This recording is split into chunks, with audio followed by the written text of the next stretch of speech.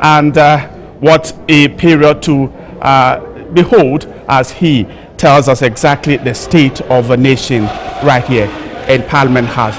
Once again, welcome back from the floor of Parliament. President Mahama concluding his address to the people of Ghana and to the Parliament of Ghana. My guests are still seated. I wouldn't like to do a lot of talking because we've been sitting through 3 hours, and we'll quickly get them to begin the conversation and take a look at what the president said and perhaps what he didn't say.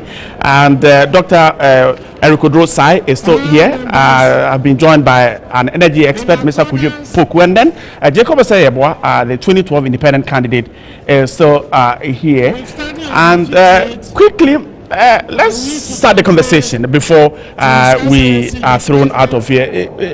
Doc, let me start from you. You might not be the commander-in-chief of the Ghana Armed Forces, and so you might not have certain information, but is this the state of the country you live in? Yes and no. Yes and no, because I see the presentation as a rehash of the achievement, the president's achievement. I was expecting to hear where we are in all areas. Certain areas were obviously missing. Under security, for instance, the president dwelt on the police. Right. But police is only for internal security.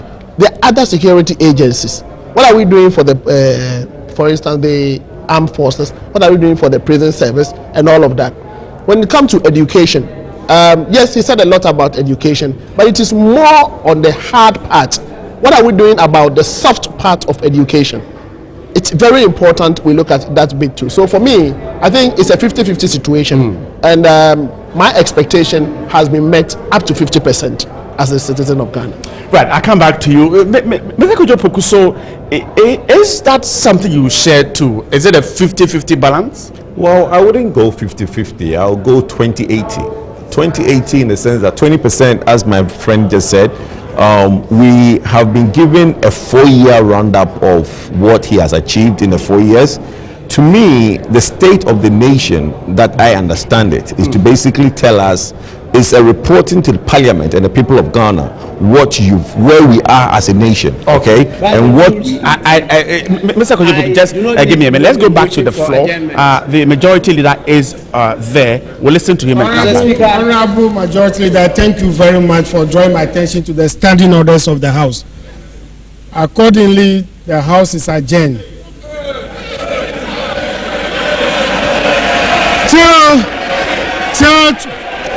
till tomorrow at 10 o'clock in the afternoon. The House is therefore adjourned.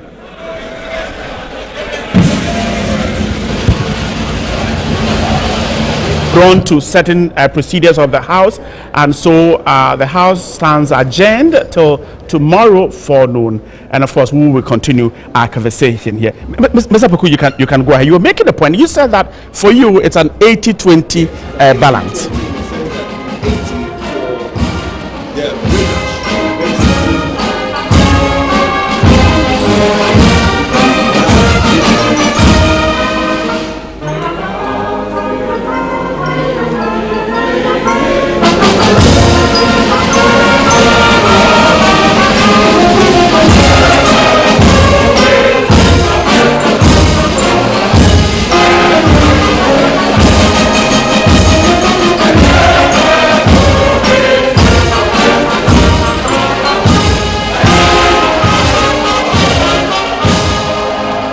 Fulani issue where the youth of Agogo had placards 2 days ago to say that, look, if that Fulani issue is not addressed, there will be no campaigning in that area. And guess what? Let's us go back and look at Nigeria, how Boko Haram started. Boko Haram started as a skirmish between a small agitated group in the northern region, and it now escalated to become Boko Haram. The Fulanis, okay, are killing people. Okay, they are becoming anti-society because what the Afram Plains area people want, the Fulanis are doing contrary. So if the people of the area now take up arms against the Fulanis, they already have guns. Now the president did not mention it, which is, to me, it does not translate to the state of the nation. Did not mention what exactly? He didn't mention the Fulani issue. I didn't hear the Fulani issue. Right. I didn't hear the Fulani issue. That's what I'm saying. It's a very big security issue that should have been drilled on. Okay. He mentioned other things that, look, the tallest of roads. Every road in this country is being worked on. Yes, the road in front of my house, there's some guy in there fixing the potholes. Are you going to mention that in the State of the Nation address? To us, as Ghanaians, what we want to hear as our problem and how you intend to solve it this year was not addressed. In your initial comments, perhaps you saw the state in which you live in, the condition in which it is, from the 3-hour speech from the president. You see, we're talking about perspectives here. Okay, the way the president perceived the state might totally be different from what others might also perceive to be. But the most important thing is the congruence between ours and that of the president, and whether whatever thing that he was saying was actually in correlation to ours. And that is the kind of gap that we're talking about here. And I think that he dwelt a lot on what he might have achieved over the years For the country. And I can't blame him all that for that, in the sense that, you see, after being for his first term, this is the last year and this is his last State of the Nation address. And for that matter, there's the need for him to really state the fact that this is where we were as a nation when I took over, and this is where we are. You see, but if you look at the economic indices and things like that, you could see that the macroeconomic indices as a 209 as compared to currently, it has rather dropped. Are you with me? And so I was expecting that, but you could see that because the economy in itself is not that in good shape, the president in his presentation did not dwell much over there. Again, in terms of security, when we talk about national security, it's not an issue of about our security personnel. When you talk about national security, sometimes president utterances can really affect us, because you see, Nkrumah made a comment, okay, and that comment actually engineered his overthrow. So perhaps you're trying to find an excuse why he wouldn't mention or Yes, talk about Agogo and certain other places. where the president was quiet, to me, were areas that he himself admits the fact that they've not been doing well. But I think that he should have been courageous enough to make mention of all these things, because you see, you have to be firm and fair with Ghanaians, because if the president had actually mentioned the weaknesses in his administration, it would have helped. And that is why even in management we normally talk about the SWOT analysis, which normally we talk about your strength, your weaknesses, opportunities and threats. The president did not do that, and I think that is what is affecting the whole thing. Let me go back to Dr. Drosa. The president again seemed to suggest, from what we saw, that he thinks the Ghanaian is not satisfied enough, or we're not seeing what he is doing, and so then he brings the people into the gallery, what he calls the evidence-based learning or teaching. What message is he sending across as far as perhaps the state of the country is concerned? Because you seem to suggest that it's a 50-50 balance. See, I think the evidence-based bit he used was to support and kind of prove the things he said he's done. That is the angle at which I would take it. But where does it take us to as a nation? Where does it bring us to as a nation? As at the time you are reporting. Again, these are people who represent various units within the entire society. So if it is a State of Nation address you are giving, what is our economic status as a nation as of now? Which of the people he presented represent the economic status of the Republic of Ghana as at today? He talks about the organizer who is not perhaps able to put food on his table because at now what he has level of economics too. are we talking about? Are we talking about the macro? Are we talking about the micro? What is the multiplier effect of that person's activity on macroeconomic of the Republic of Ghana? The president is expected to manage macro level activities. The micro level activities are supposed to be managed by the district assemblies. So if a district chief executive has brought this gentleman to show that that particular district chief executive has supported the local economic development of a district, I would accept that. But the president needs to bring somebody from the national level. If the president had brought the president of Association of Ghana Industries to come and then make a statement to the effect that the economic policies of the president has made businesses to boom in this day and age, that would have been a positive evidence-based support for economic Tobin Amoah's presence and the fact that Tobin Amoah is not the president of the Association of Ghana Industries. He represents a sector, the pharmaceutical sector of the country, and the president said that the support is for local pharmaceutical companies to be able to manufacture local medicines. That is one of. But what I'm saying is that we need the president of the Association of Ghana Industry, that caliber of a person. So yes, he brought in people to come and support what he's done, but convincing us on the status of Ghana as of today, for me, he should have done better. And that's why I would agree with my friend here, Joy, that look, the areas he did not mention indirectly is an admission that we are not doing well. But today is a day of accountability. So a leader takes the most difficult decision no one is prepared to take. So I was expecting him to come out boldly to say that, look, we did well in these areas we could not do well, but going forward, this is what we want to do to bring the nation up to this level. But today, this is where we are. That I was expecting from the president. And as he said, we could have done a very good SWOT analysis without rehashing what we've been able to do only. It's good to say what you've done, but what you've done, where does it bring us as a nation? And where are you taking us to before maybe the next elections? That I did not get. Mr. Yeboah has triggered. I wanted us to just do a general outlook of what what the president said. But once Mr. Yeboah has triggered the one of the issues, the economy, let's stay on it. Let me go to Mr.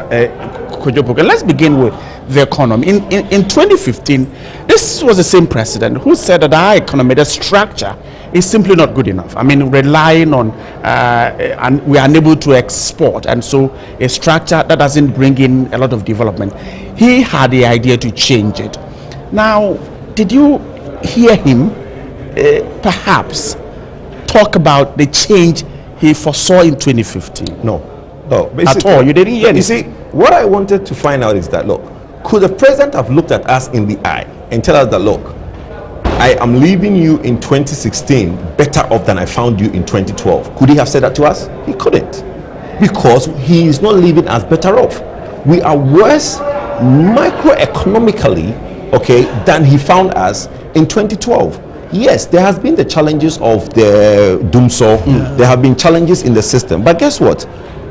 How do you now come into the state of the nation and make it look like all is good? Let me take on industries. And industries is where you look at growth. Industries is where you look at stimulation for employment.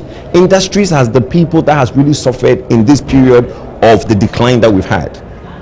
We look at, President keeps saying that he wants to transform this economy from import base to an export base where local companies can manufacture and also create employment. Okay, what were the details in what we've just heard about that? What was it said about the manufacturing?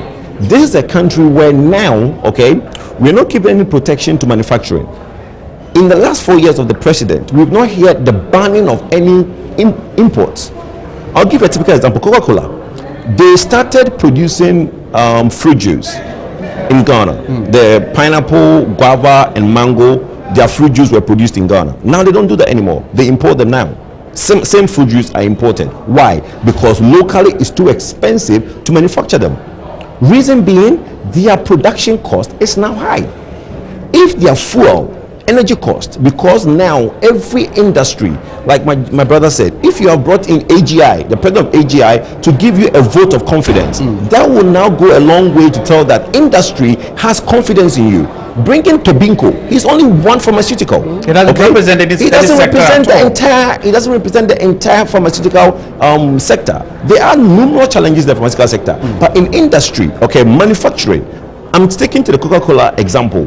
What protection have we given the Coca-Cola? People today are importing various type of Coca-Cola into the cola, not Coca-Cola. People Right, are cola, producing right. various type of cola into the country, and even Coca-Cola. There are companies that imported canned Coca-Cola from the US and Canada. We are not giving protection to our local based industries to help production. That's aside. If you look at the electricity bills being paid by industries, recently in the newspapers you see a leaflet in there that tells you a spread of what makes up the payment of electricity for these industries. There is VAT, there is NHIL, there is street lights, and these industries keep telling you that, look, we are collapsing, help us survive, help us employ. The government has not taken into the need to take out some of these things. If government right now takes out street lights, okay, NHIL and VAT out of that component of the electricity the industry are paying, it will go a long way for them to recover some of the losses they've made in the last 2 years of doing so and start employing people. The youth of today, most of them don't listen to this program that we are watching. Half of them don't have television. Why? They've lost trust in the system. Where in this was the employment for the people? So when the president talks about the fact that the Exim Bank bill is before Parliament, and also the fact that there's a Ghana Infrastructure Investment Fund, and all these are supposed to come in and support local SMEs to get access to financing, to be able to expand and create the jobs, it doesn't appeal to you? No, you see, listen, the existing companies, before you come and add on companies through Exim, look at profitability for existing companies. How many companies now, SMEs, small scales, large scale, are making profits? How many of them are dying over high interest rates? Okay, how many of them are dying over high energy bills? How many of them are dying because the requisite skills we need is not available? I'll give a typical example. In 2006, we went to a meeting in New York to try to woo in investors to come and build a refinery. We're looking at 100,000 barrels a day refinery in the Apam area. You know what the people told us? Say, look, even if we are to build 100,000 barrels a day refinery in Ghana, you don't have the manpower to man it. We don't. And that is from research they've done based on the capacity and the skill set in Ghana. They said even if we are to build 100,000 barrels a day refinery in Ghana, you don't have the skill set to look. The energy sector upstream, okay, the president talked of about $7 billion worth of contracts that have been sunk into Local it. content. No local content. The total amount of money spent for some time is about 7 billion, and he mentioned that. How many Ghanaians are in that sector? 5,000. In a sector where $7 billion has been spent, we only have 5,000 Ghanaians in that sector. Why? So it tells you that, look, before you start looking at the bigger picture, let's add to the existing problems that we have. Let's try and solve those. Okay, that takes me to the area of where they mentioned that, oh, we are building this amount of health services, we are building this hospital. Okay, I'll let us come to that, but Okay, let me problem. go to Mr. Yabua, because I wanted to stay briefly on the economy, because you find the president agree that some sacrifices had been made, some decisions, tough decisions he calls them, have been made, and these decisions are beginning to yield results. So perhaps Mr. Kujopoku's argument that he didn't hear anything that is too exciting about the economy, the president also says that tough decisions have been taken. The results are beginning to bear fruit. Shouldn't we look at that? Can you give me an example of that one of such tough decision? If you increase taxes, the city seem to have gained some stability. Let's start from there. The stability of the city. Some, yes. Some. Is it some seeming stability. Is it the case? but that's not a tough you see, decision, though. That is why those tough decisions. You see, if you. Because some tough decisions were taken in order to cut spending, so that we don't overspend. Did you hear something he said? With spending. You see, look at Tanzania. What the Tanzania president just about a year ago, what he has started doing. Are you with me? Ghana, we've opted for the cheapest option, and we are calling a tough decision. If you add taxes on, and by so doing, I mean, your citizen becomes so depressed. It's not a tough decision. You see, we need to rather take smarter decisions that can help your people.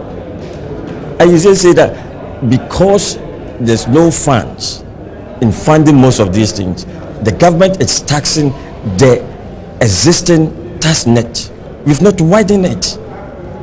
And so it's not a tough decision. You are worsening people's situation, and that is why most people are feeling it. You see, because you see, from our analysis, the whole of this economic jam is due to the fact that we increase this the single spine was just about over 300 to 1,000%. Now, when you want to manage strategic management of the macroeconomic, we'll tell you that there's a curve that we call the Williams curve, which states that as you increase wages, unemployment decreases. Now here we are, we increase wages, and at the same time, unemployment was increasing.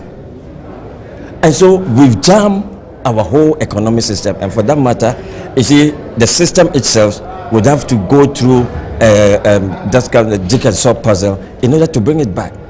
And that is where we are all struggling. Now, in that case, the government, instead of taking tougher decisions of reducing labor, you have two options. It's either you reduce labor, okay, unemployment, because you have increased wages, okay, or you increase the tax net in order to increase your revenue to meet that. And so the government rather opt for the cheapest decision. It's not the toughest. By increasing the existing tax net, you've not been able to create employment such that when you tax people, you can have a lot of revenue. So those of us who are already in the tax net are being taxed more. Everything. Now your bank statement, everything is being taxed. That is not a tougher decision. You're rather worsening the state of your people. And for me, I always blame the economies that we have in our country, where we have our professors and doctors in economics who keep on telling us that the macroeconomic indices is the fundamentals of our economy. I'm very sorry. If they were to be doctors, I can assure you all of us would have died. And no wonder we are in this economic state. Because they are all symptoms. I see. The interest rates, the exchange rate and all that, they are all symptoms of the economy. It's just like having a malaria. The doctor will allow you to go to the laboratory, and the doctor will state that no, the headache, the fever and things like that you have is malaria that is causing it. Now our economists will just say that, oh, rather, oh, you have a headache and things like that, oh, then it is this, let me treat the headache. And that is why we are suffering as a people. They're not doing well. Once we are failing as a people to realize that this good weather and the sun that we have is the fundamentals of our economy, the sea that we have, together with the salt in it and the fishes, are the fundamentals of our economy. Once they are failing to see the good land that we have, the gold and the oil are fundamentals, and how we will sit down to build up the value chain of these sectors of our economy. Even when the president was making the statement, he was just talking about coffee. What is the value chain of coffee? What kind of experience curve do we have in handling cocoa? And so if we now intend to build on coffee, what is the value chain? Don't just give the seedlings, let them produce, and say that there's already market there for their coffee. What added value? What kind of marketing are you putting in place to ensure that maybe most of the citizens will love and begin to bring a branding of coffee made in Ghana is so sweet, and everybody anywhere would want to buy coffee from Ghana? Add the value chain, and let's, you see, we are not doing well. We're not doing well with look, cocoa has been with us for so many years. We are not doing well with chocolate from Ghana. That's something we've done for so many years. So for Jacob trying to even say that we are going to now look at cocoa, coffee. Of course, he's suggesting that instead of just thinking about exporting, that's the right thing to do. Okay, don't just introduce a commodity and just first thinking is export. Introduce a commodity and look at locally adding value. Because in the long term, that is what it is. But from the president's speech, he looked at an export-oriented industry. But that is wrong. We should have looked at it and think of it through. that look, we want to increase 7,000 metric tons, 200,000 metric tons, not purposely for exporting, but then I am going to put measures in place to make sure that in the next 5, 6, 7 years, Ghana will start adding value to coffee. Let me ask Dr. Osai this and see. Now, there seem to be that doubts about our so-called homegrown policies. What is it that the IMF is seeing that is giving credibility to our policies that perhaps the three of you here aren't seeing? Let me start from you. Well, what they are saying is what they are normally presented with when they visit our country. So there's something hidden. And you and I may not be privy to that information. Understand it? And so, for me, that's what I can say. But from the address given by the president again, I hear the president assuring us as a nation that he's going to achieve certain things beyond even 2016, 2018, 2020. And I was asking myself, is it a state of the nation address we are giving, or we are looking into the future?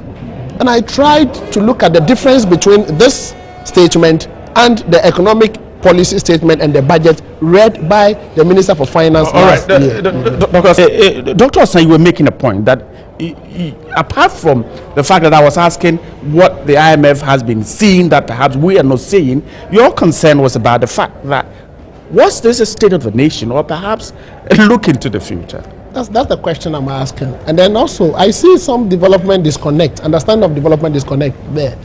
You see, the IMF may be looking at certain international level indicators or basis for national development. And for us as citizens, we look at something else. So the average person in a village may look at something else for development rather than what the IMF is looking at. More to the point, the IMF comes and they don't come to talk to you. Right. They talk to certain people at the national level and they leave. So who is the best person to judge development in the Republic of Ghana? Is it the average person who is expected to benefit from the development, or somebody somewhere who comes from IMF to come and tell us whether we have developed or not? We are all in this country when the World Bank started telling us that we're doing well as a nation. Then at a point in time we realized that things went so bad. So the question we're asking ourselves is, do we always have to sit for external international institutions to use certain indicators to tell us we are doing well, or we can measure our own progress as a nation? We should not look into the future now. The president should be able to tell us what he has done, what he intends doing up until November. And then after that, he can come back and promise us into the future. Because if you want to really hold him to what he said he's going to do, we have up to November to hold him to it. But if you promise us beyond November, when are we going to hold you? All things being equal, we are going for presidential elections on the 7th of November, 2016.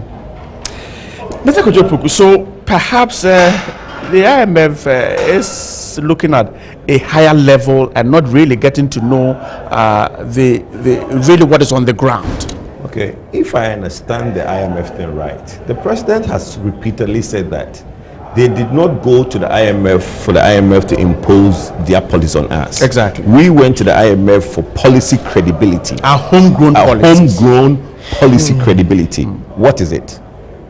To me, nobody has been able to tell me why you need to go to IMF to implement cabinet decisions.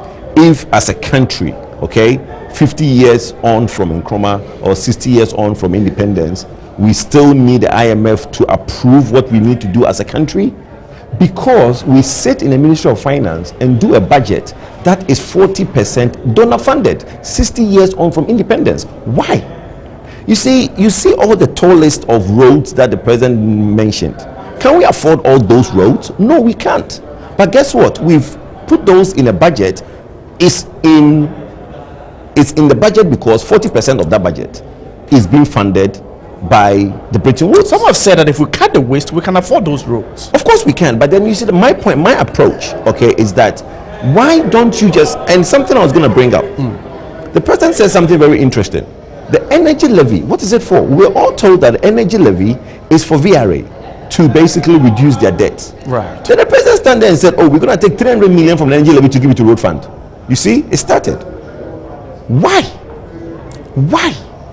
You come and tell us that the energy levy is for VRA to be able to stand on their feet because VRA has bad books and you need to pay the debt of VRA.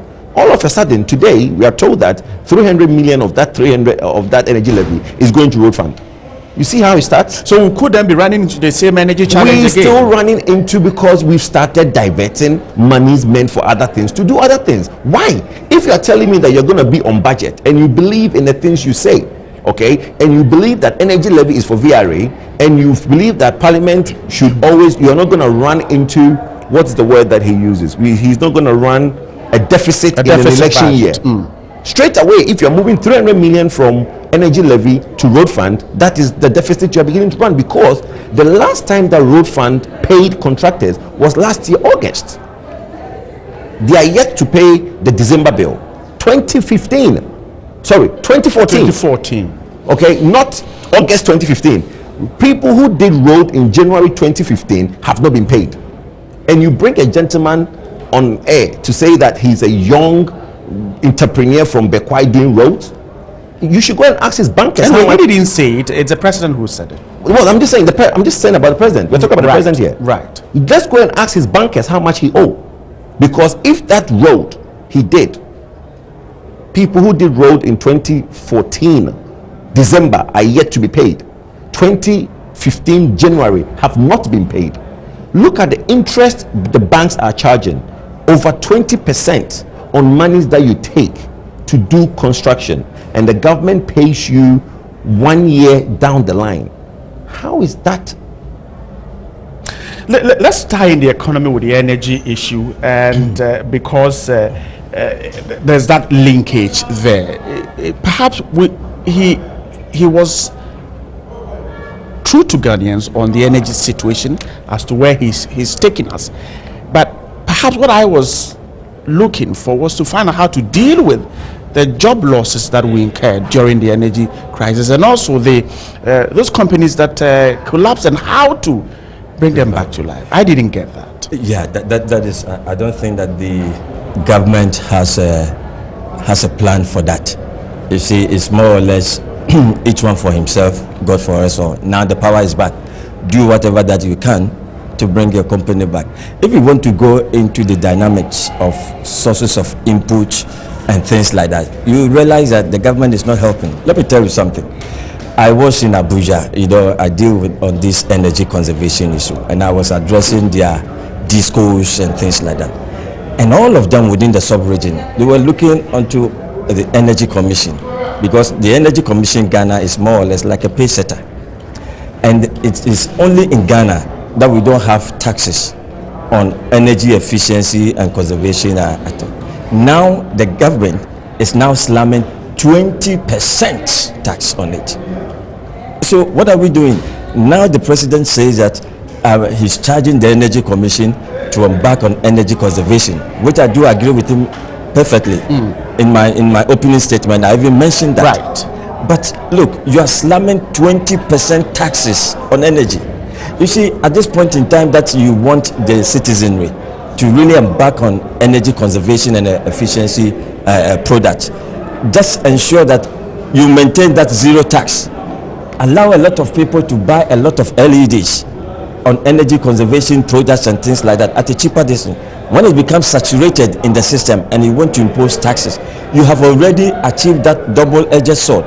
Because once you are able to conserve energy, just like what the Energy Commission wanted to do with distribution of about 1 million electronic timers for fridges. Right. Now it is envisaged that it's going to save more or less about between 200 to 300 megawatts.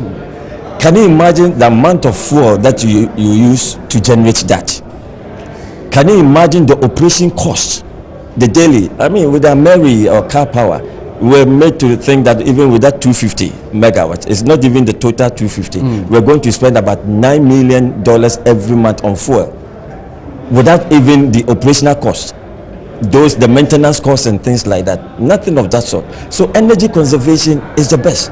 But here you are, the government will say this, and then behind the scenes doing that. I will urge the government to stop slamming that 20% on the energy efficiency and conservation products, and allow the citizenry to enjoy that and understand the essence. Because now we are lucky with the increment we have Warabedum. Because when people think that they are supposed to pay, they themselves will switch off their power, and it's a good attitudinal change, and we need it. So the government should stop that 20%. And now with the economy, Wrap up for me. Let me wrap up with the economy, and then with the IMF. Yeah. That is, you see, every economy, especially of Africans, is made up of 3 sectors. We have the central one where the government is, the informal, and the traditional one. Normally, the IMF and things like that, between the informal and the traditional, that is where the ordinary Ghanaian sits, and it's about 80%. The IMF deals with the central, and they see the figures, and so that is why every day, if any time that So the IMF center doesn't tell on those down there. No. It doesn't. No, it doesn't. And that is why any time that the IMF makes a statement, bum, bum, bum, bum, and then they are lying. All of us say that they are lying or they don't understand. That is the reason. And so, have you ever seen that we have officials coming and then they will drive through Mamobi Road? They will always take the Liberation Road. Nobody will allow them to go to Mamobi. Are you with me? Right. And that is what we show to the outsiders. And that is who we are. And so the same thing goes with the economy. So there are a lot of things that, in as much as we do these things to outsiders, let's be truthful to our own people. Let us make sure that we have plans to alleviate the poverty and the state of our people. Mr. Kojoboku, wrap up for me with the energy issue. Let's see if perhaps where we have been taken to, perhaps the problem has been resolved to a point and we can build on that. Yes, I mean, credit is due. The president stand in the August House last year and said, I'll fix the problem. Yes, a year on, he stands in the August House and the problem has been fixed. I mean, we've all on various platforms have said they've done well. But you see, the only way to solve such a problem is the only way they have solved it, to import huge generators into the country. MPP imported generators, but they imported small generators, which didn't solve the problem, only managed it because then the waters came, Akosombo came up, and down the line. Now we have Car Power and Mary, which are bigger megawatts. Okay, right. Something the president said was that 800 megawatts has been added to the grid, and he goes on to list KTVP 200 megawatts, Tigo 110, Car Power 220. And Ameri 250. If you add all that up, that's only 530 megawatts. And he says that Asogli phase 2 is done, but yet we're for expecting gas for it to move power on. Even if you add that 180 to 550, you are still shortfall of the 800 the president mentioned. But that's really besides the point. For what I want to say is that, look, the president has solved the problem. That is short term. In the long term, that was missing. Okay? That adding 3,500 megawatts, we can't afford as a nation to only add thermal of 3,500. Then we'll die as a nation. Okay, I've been told to wrap up. Gentlemen, I'm grateful for your time. Doctor said I couldn't come to you because we've run out of time. And Dr. Eric Odrosai is the Dean of Studies and Research at the Institute of Local Government Studies here in Accra. And then Mr. Kojoboku is an energy expert. And my immediate right, Mr. Jacob Osayabwa, the 2012 independent candidate there. Gentlemen, I'm grateful for your time, and I'm sure we'll continue this conversation. And of course, those of you who watched us from your homes, we're grateful that you stayed there throughout the day with us. And stay right here on TV3. Perhaps we'll have more on this very issue, and then you can be part of the conversation. My name is Bright Nanafu. Thanks so much. The whole team was led by Gabriel Bosompim. Have a great afternoon and stay right here on TV3.